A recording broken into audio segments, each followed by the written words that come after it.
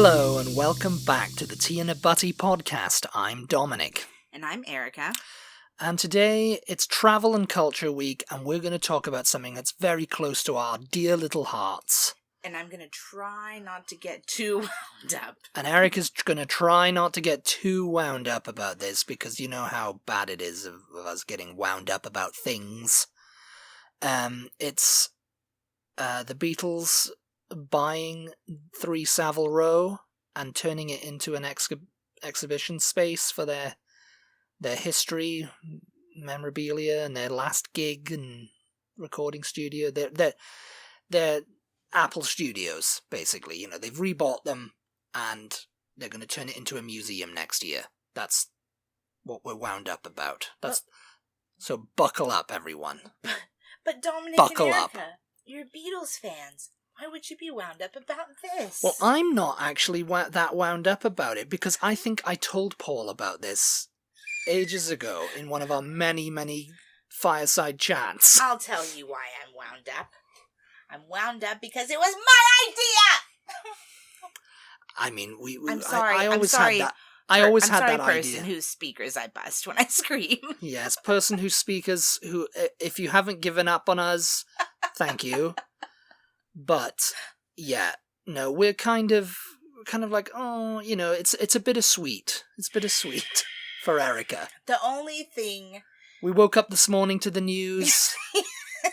You woke up. I woke up and I was like, "Are you kidding me? Yes. Are you kidding me?" No, I woke up in like a very happy mood, actually, because I had a cute little dream that David Mitchell was my boyfriend. She had a cute little dream that David Mitchell was her boyfriend. And it was just a cute dream. It was a cute little dream. David Mitchell was there. He was the boyfriend. He was hosting some old man's birthday party. And he was wearing what are those, like a puffer jacket. Yeah, that was the detail. He was just going around. That was the detail. He was just rushing around doing his hosting duties. And in a puffer jacket. In a puffer. Yes. And I don't know, it was just cute. It was just cute. I was just like, aw. It was kind of, I think it's a new relationship. Guys, isn't Dominic so wonderful that I can wake up and tell him about my dreams about celebrities being my boyfriend, or I'm married to them or something like that, and he's just like, oh yeah, that's nice. That's nice for you. That's lovely for you. It's so weird, people who get wound up about what people dream as if they have control over it, you know? Well, you do. I have control over my dreams? No, I tell you about what I've dreamt. No, You get wound up about it. When have I ever gotten wound up about it? Well, I dreamt that the Beatles had bought 3 Savile Row, and it turned out to be true. It turned out no, I had that kind of dream for years. I was thinking, it's lying derelict there. Why haven't they bought it back? Mm-hmm. I always used to think that, and I must have said it on Paul's Q&A, one of his many Q&As or something like that. You know, I commented somewhere. It's like, you should, you know, that's a good investment. No, it was like... There's not really any kind of Beatles museum in London, and you spent most of your career there. Wasn't it like... I mean, it was empty. It was not for sale, I think, the very first time we went. The first time we went, it was kind of it was derelict. Yeah, it was empty. But somebody owned it. It wasn't up for sale. Yeah, somebody owned it. It was just sitting. Yeah, it was just sitting there. But I think it was like maybe after the second time we visited, Abercrombie and Fitch had bought it. No. Like just after we got home from having been to Britain, we read the news that it was for sale, and we were like, oh, here we go. We were like, oh, they're selling this. Oh my God, what's going to happen? And right then, the idea was born. That was about 20 years ago, 2008. It was a while. It was a while ago. Yeah. I don't know. No, because you were living here already, I think. Oh, I don't know. 2009, maybe. Yeah, I don't know when Abercrombie moved in, yeah. It was whenever it went up for sale the first time, because it's now for sale again, or it was anyway. Well, I'm guessing it's been bought. It's been bought, yeah. I'm guessing Paul shelled out the money for it. He went down there and he paid cash. But we were just like, oh, wouldn't it be... And we had this idea, and we were just like talking, wouldn't it be awesome if the Beatles bought that, or actually, I didn't say the Beatles. I said, wouldn't it be awesome if someone bought that and basically did what they did in Liverpool with the Beatles Story Museum, which that location has absolutely nothing to do with the Beatles other than it's in Liverpool. Yeah. So this would have been even better because it was like an actual place that the Beatles owned and worked in and were involved with. And I was like, wouldn't it be awesome if someone bought that and did like a Beatles story kind of thing? 7 stories. Yeah. And then Dominic and I were going, oh yeah, that would, and they could have a little boutique shop and everything, you know. Where one they could floor sell. Could be like a shop with all Beatles merch, you know. The ground floor is obviously going to be the recording studio, set up exactly as it was back in when they had it. Yeah, and it's like, the roof, obviously, and people can go down there and visit it, like they do, like Sun Studios. Like, yeah. Oh yeah, the Beatles recorded here. This was Apple, you know. The Beatles recorded down here. Yeah. And, the green carpet. But they could also use it to rent out to people, like Sun Studios, to let people record there. Yeah. And of course people would want to record there. You could have Sabrina Carpenter recording her next album because there. that was Apple. Of course people would want to record there. Yeah, Sabrina Carpenter, whoever. Like everybody that's recorded at Sun Studios. Yeah. And we were like, yeah, that would be awesome. And then we were like, you know, a few floors can be museum, of course, you know. Maybe like some of it is retained as re-set up like the offices would have been at the time. So we can go, oh, this was Paul's office, or this was, you know, whatever. And then there could just be like, you know, gallery, whatever. Yeah. Museum. Maybe they could even do a floor of like some sort of space where people can rent to stay there. Like an Airbnb like type an thing. Airbnb or a boutique hotel or something like that. You know they've done all this. And then the rooftop, people can go up there and see, oh, this is where the final concert happened. The Last Supper happened. This is where the Last Supper happened. And in addition to people being able to come up there and see, you know, as an exhibit in the museum itself, they can also just like spontaneously hold secret concerts. Gigs there, Yeah, every once in a while. Whoever, you know. Yeah. Oh, Bon Jovi wants to play. And of course the people around there, it would have to be kind of like a small setup though, because even then, you know, they wouldn't be able to announce it because the traffic and the congestion of everybody like coming to try to hear it would have to be like secret gigs, you know, just like, all of a sudden, you know, whoever. And again, you know that a lot of artists would want the opportunity to do that. Yeah. Oh yeah, I want to book to play up there, you know, one Friday night or whatever, you know. And yeah, it would have to be like a mini set so that the people in the area don't get annoyed. Don't get annoyed because, you know, it's going to be like, got to turn that sound down. Yeah. I mean, they'd have to get permits and all of that. Oh, yes. Not nowadays, yeah. But they can't have the bobbies coming in going, oh, you got to turn that sound down. But they could do that, and it's just like, yeah, we had all this planned out. Like we thought so. Well, we say we had it all planned out. We had it all planned out in our heads. We didn't actually have a proposal for this. Yes, we can't sue anyone. We didn't patent anything. I mean, and we wouldn't anyway, because I'm glad it's not some external kind of, I don't know, hedge fund guy who happens to be a Beatles fan who's like, oh, I've just bought the. Us. Yeah. I mean, not that we have a hedge fund. No, just like has loads of like, you know, trust fund, whatever. I mean, if they did it well, I wouldn't matter, but I would have been annoyed that. But I'm just glad when I was reading it, I was like, oh, who's done this now? and it, you know, Sir Paul McCartney told the BBC that he wanted fans to have an official Beatles destination in London. He goes, tourists come to England and they can go to Abbey Road, but they can't go inside, and it snares up the traffic and the drivers get really annoyed, he said. So I thought this was a terrific idea. And he goes, it's officially titled The Beatles at 3 Savile Row. The experience is due to launch in 2027, and fans can register for tickets on the band's website from today. That's so awesome. I hope it's going to be a permanent, though, and not just like we're going to do this like just a temporary It's got to be permanent. It's got to be. Yeah. The building will include a recreation of the basement studio where Let It Be was recorded, and the opportunity to relive the Beatles' iconic rooftop concert on exactly the spot where it happened. Other details are yet to be revealed, but Sir Paul gave an idea of how the venue will operate. He goes, well, you go in on the ground floor, and there's memorabilia and stuff like that. Then you work your way up through the building and see various things that happened here and there, and everywhere. Until you get to the top, where you go out on the roof and pretend to be a Beatle.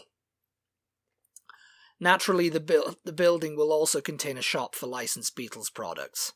You know, a retail thing, but you want that, Sir Paul said. You even want that at the National Trust, you know. You've got to have a souvenir.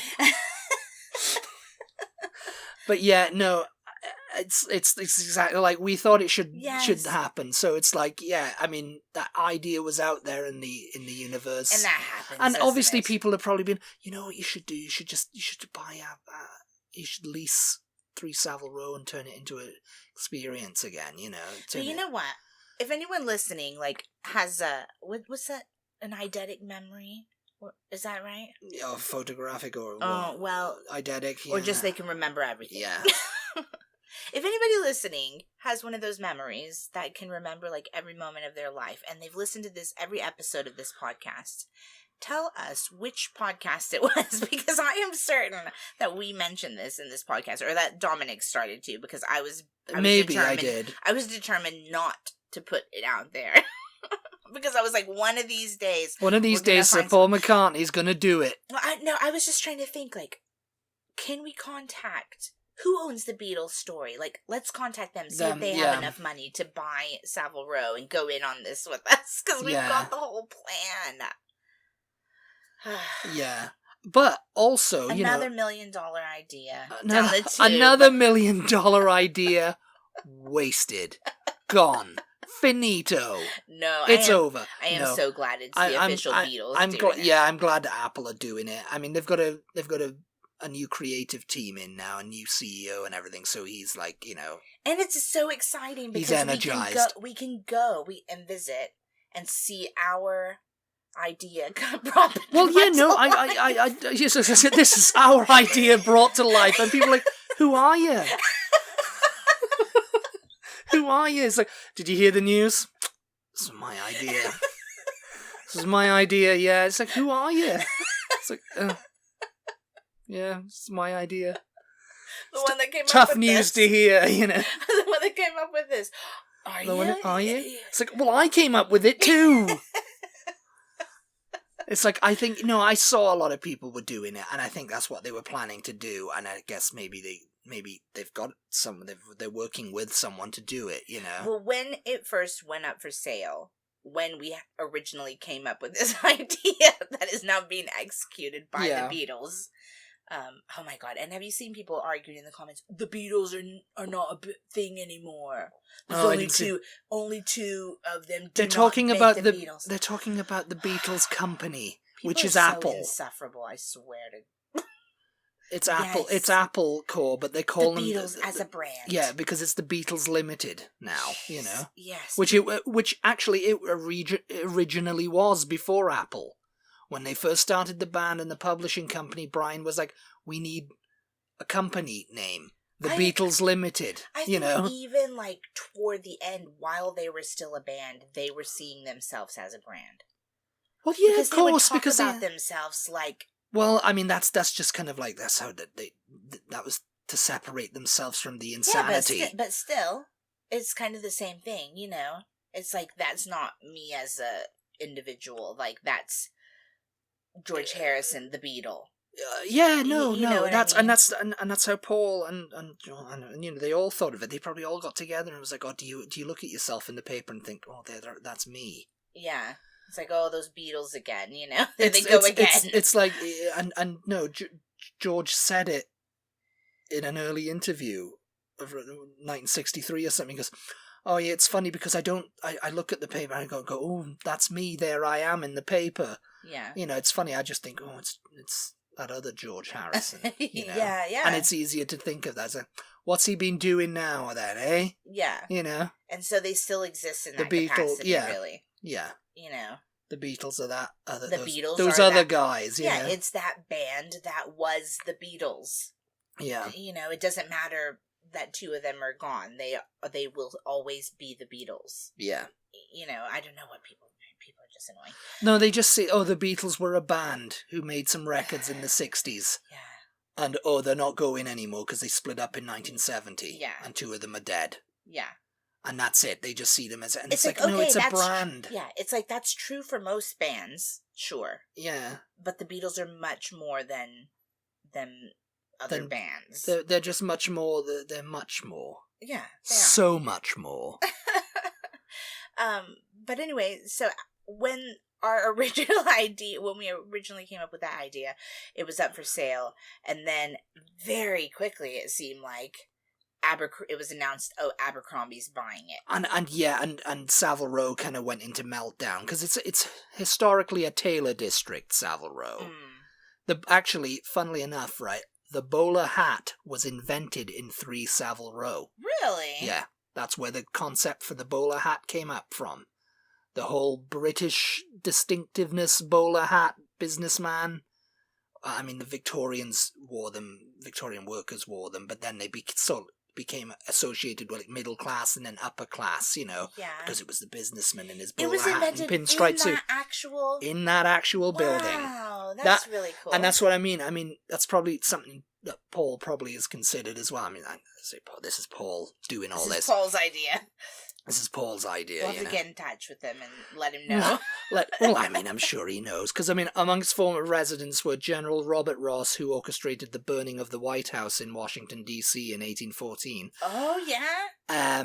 Yeah, I think the Duke of Wellington, Arthur Wellesley. I think the Wellesleys, actually, it was like their family home. Oh, really? You know, I think. It was like a generational, I'm pretty sure. But yeah, it's got a very big... Admiralty military history. Lady Hamilton, who was known as Admiral Nelson's lover, apparently lived there for a while. She was Admiral Nelson's mistress. Huh. She apparently lived there.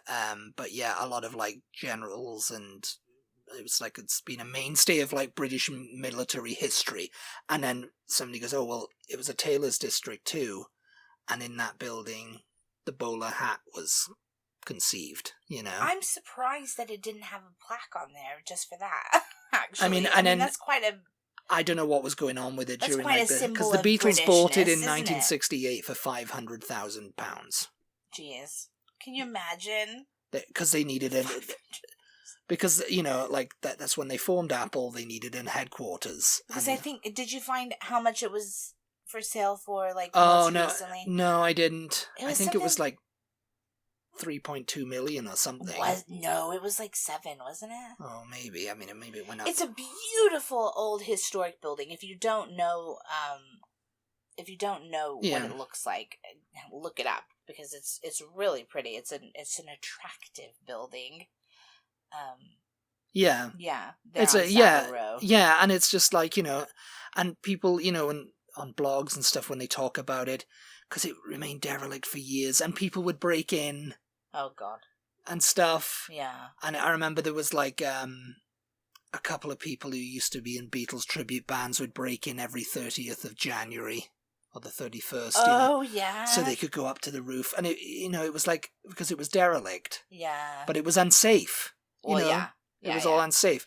So it wasn't that safe when the Beatles went up there. No, it wasn't. They had to work on like shoring up the roof for them to put all their gear up there, you know. Yeah. And which I'm pretty sure they'll have to do now. Yeah. But yeah, it's like it was kind of like a no-brainer to me that they should have just moved back in when they had the chance, really, because it's kind of like you're just letting that go derelict, and you're letting it going to be an Abercrombie Kids or whatever it was. Oh yeah, so go back now to when Abercrombie moved in there and Savile Row was. They were protesting it. They were like, "Oh, we don't want this American tailoring in here, and we don't want this like fast fashion stuff." Well, Abercrombie is a British. Brand, I think it's but it's owned by an American company now. You know, is it? a conglomerate. Yeah, I didn't know that. I don't know, some guy who owns it. But It anyway, was more about the fast fashion the guy aspect, who owns it got into some hot water, and I guess he had to sell all his assets, so that's why Abercrombie has kind of gone away. Yeah, because they weren't in there. They weren't in there that long, no. I'd say maybe, I don't know, 5 years or something, and then it's just been sitting. It's just been sitting empty derelict. again. Yeah, it's been sitting empty again until Paul said the idea to move back in was proposed by Tom Green, who became CEO of Apple Corp in 2025. Not Tom Green, the comedian, the Canadian comedian. And he was, he's the new CEO of Apple now. He worked previously on the Harry Potter franchise, so I guess he's kind of like, yeah, we should move back in there and make that a Beatles experience, Yeah.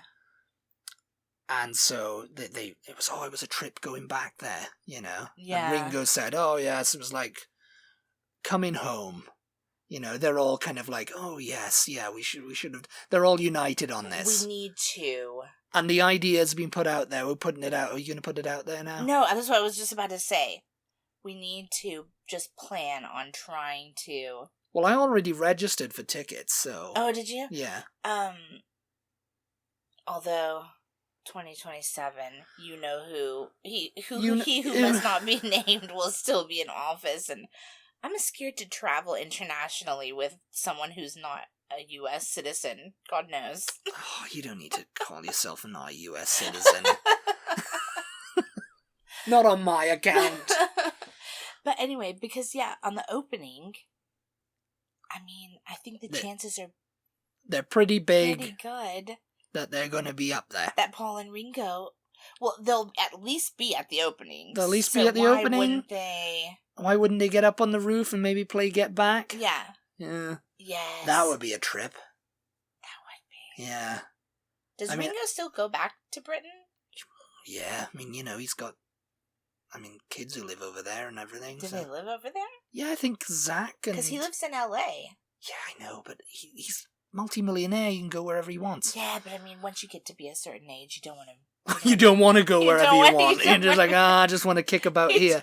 Yeah, he loves LA because of the weather and everything, and stuff. But yeah, no, he still goes to like London and stuff. Yeah. Remember that we talked about it on here, that gambling streamer guy who unwittingly caught him on camera. Yeah. I think people sent that footage to us as well, and it was just like, oh, what? He's like, hello, mate, how are you? And it's like, you don't even know that. Oh, who's Beatle Ringo? It was just like, oh, who's... And Barbara Bach is there, It's like, you've got the whole thing. Yeah, that's right. Yeah, but I think, they're going to get up and they're going to do it. They got to. I think they do. One last jam on the roof, Yes. Yeah, they got to do it. Surely, right? Yeah. I know they're a little bit like, they don't want to be seen as performing as the Beatles without the other two. You know what I mean? So I don't know if they would view the other two aren't here, so it's like obvious. I know, but they're like, I guess they made that deal between themselves, didn't they? Like, if one of us doesn't want to go, we all don't go. Yeah, if one of us were to leave or something like that, we just, that's the end, because we're not going to be the Beatles without the four of us. Even though that was kind of like contentious during the Get Back documentary, where John was all like, oh, George is there, we'll just replace him with Clapton. Yes. But Paul wasn't replacing them with anyone. It was like, oh no, can't find anyone.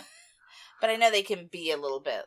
So I don't know. They might feel weird about like performing together up there. Well, Paul will have his band, and Ringo can just sit in with them. Yeah, they have to do it. They've done it. They've done like, oh yeah, Ringo came up to Get Back. Together. Yeah. But it won't be like, oh yeah, we're the Beatles and we're performing on the roof one last time. It's just going to be Paul and Ringo doing it. Yeah. Or maybe they can just have an interview up there and they don't have to do anything. I have like they did in Abbey Road, when they sat in Abbey Road, and they were just like, oh yeah, this. Oh, what was that? During the anthology, George, Paul, and Ringo, they sat in Abbey Road Studio 2, and they're just like, oh yeah, this is where we did all the, we made the magic, Yeah. I think, don't you imagine, because are the Beatles movies coming out next year also? 2028. Oh, okay. That's when they're slated for release. So with feels that a being little bit open, like- it's going to be like, oh yeah, they're going to have them. Let's bank They'll probably on do the fact. press up there. Let's bank on the idea that these movies are gonna do well. Yeah. And, bring us potential customers. Well, yeah, no, obviously they will, Yeah. Because I think a lot of people who are just like, maybe even they fringe haven't Beatles. even filmed the final scenes of the Beatles thing, and they're just getting all this up and running so they can go, okay guys, you can come in and film the rooftop concert bit here. Down in the studio. And down in the studio right here, in the actual thing. So you can just say, hey, this is cool, isn't it? Yeah. We're doing it where it happened. Yeah. I mean, maybe they've already done all that. I don't know. What about this? What about the Rolling Stones? Stones? Sidetracked. Well, I don't care about the Rolling Stones. I don't care what they think. What about the singing in those movies? Are they going to do their own singing? I don't know. They might try and get them to, but I have a feeling they're probably going to have people who's. Because I know what's his name was like learning how to drum or something. Yeah, I know, but just so he can look like he does knows it. How to do it. Yeah, Barry Keoghan was talking about, I used to be a boxer, so I know all the coordination and stuff that goes into it. Oh yeah. So yeah. But what I was gonna say is that I think a lot of like fringe Beatles fans and also people who are not even Beatles fans go to like Abbey Road. Like it's just and they famous. snare it up, so they're just kind of like, oh, this will be another nice. I'm thinking the Savile Row Tailors Association won't mind so much. No, but my point is, do you think that there are enough? Like I don't know what they're gonna like plan on pricing admission tickets at. $80. But $80 a 80? ticket. Was no, it? No, I'm just making up a I was like, number here. Because I don't know, the younger generations are getting further and further like, oh, I don't know who the Beatles are. Oh, I don't know who the members of the Beatles are, So I don't know. Are they going to have enough business? I mean, it seems like the Beatles story does pretty well. Yeah. I think it does. Yeah, we'll see. Hopefully. We'll see. It'll be good. I'm be excited, great. though.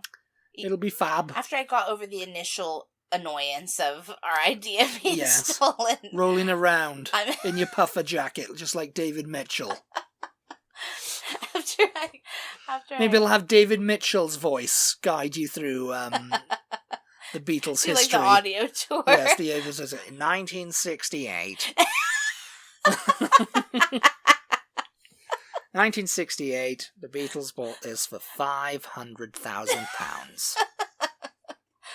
Oh my god. But yeah, it's good. I'm excited. It's good. You're I excited. think there's a lot of opportunity I'm glad. there, Well, obviously, there was so much potential for that building. Yeah. I mean, Yes. Because like we said, because it was like, well, who else was going to own the Abercrombie? It's like, yeah, bugger off. Well, like we said, the Beatles story doesn't have anything to do with the Beatles, other than the fact that it's just a warehouse. Liverpool. Yeah, it's in Liverpool. Yeah. I mean, there's memorabilia from there. And of course, they've got like Rogue Best's Magical History Tour. But again, that's in a building Beatles that's Museum. Nothing to do with the Beatles. It's just that they could take the contents of both of those museums out and put them anywhere. Yeah. And the location is just like generic. So I'm wondering if Paul's got anything from the time. Because people are like, oh well, it's got to be stuff down there, but the everything was gutted, so nothing from that era remains of the studio. The green carpet was gone, everything. The whole place was kind of restructured and everything. Yeah. So it's like there's not much left of like Paul's visited Sun's studio, hasn't he? Yeah. So I wonder if he was like, we could do something like this with Apple. Yeah, they could. They could easily just there's enough, all the Get Back footage and everything. It's like, And there's two of them still around who can go, oh, there was a thing here, and we have this, and it's I don't, because they were only in that building for like 3 years mainly. Yeah, I know. I think I mean, obviously they were coming and going like quite regularly to it because it was their HQ. Yeah, and I guess they weren't really watching that Let It Be / Get Back footage where they for years and years they were no, like, they we weren't. don't want to see that. And it's just like when they show the footage, you go, oh, I remember that now. Yeah, I remember that thing. Yeah, I mean, they've got that wealth of footage to pour over now to make the I'm so basement excited. studios. Oh, you're excited now, are you? Well, there we go. Maybe they'll be glad to hear that.